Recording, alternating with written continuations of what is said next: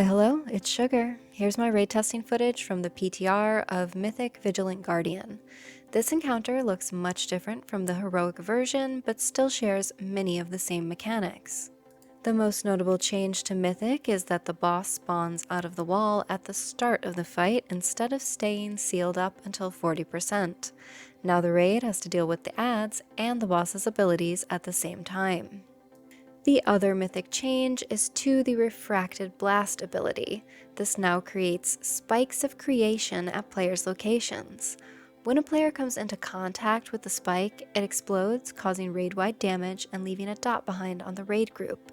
These spikes work similarly to the traps in the Painsmith encounter, except there's no penalty if you do not pop them as far as I can tell. If they do need to be cleared, however, it should be done in a staggered manner so the raid isn't wiped by the stacking damage debuff. Defeating the add still powered up the automated defense matrix in the same way as heroic. We did notice that if the add was not close enough to the automated defense matrix when it died, that its energy wouldn't count towards powering it up.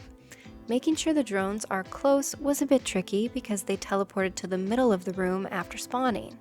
They are susceptible to all forms of CC though, and we managed to grip and push them back in closer.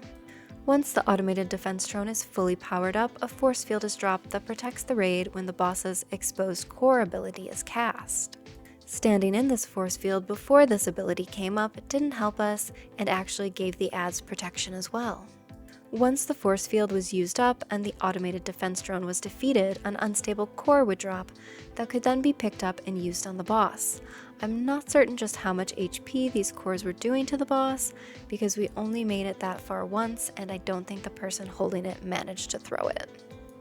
Our tank noticed that the boss seemed to hit much harder than previous bosses tested, and in a post on the feedback thread, a Blizz poster said that the boss has a slower attack rate than most, so it hits harder to compensate, and that they are open to making adjustments if it feels oppressively bursty. I think in the end, they will tune it down a bit because it does seem overzealous for a first boss. Other suggestions for this boss fight were that it might be better to use 3 tanks because of the amount of aggro the healers and range DPS have on the adds. I'm not certain that will need to be the case come live, but if it makes it easier, it could be worth a shot. Okay, that's it for Vigilant Guardian. I hope this gives you some ideas for strategies. Check out my other PTR raid testing videos if you want to see more bosses in this new raid. If you have any questions about the fight, let me know in the comments. Okay, bye!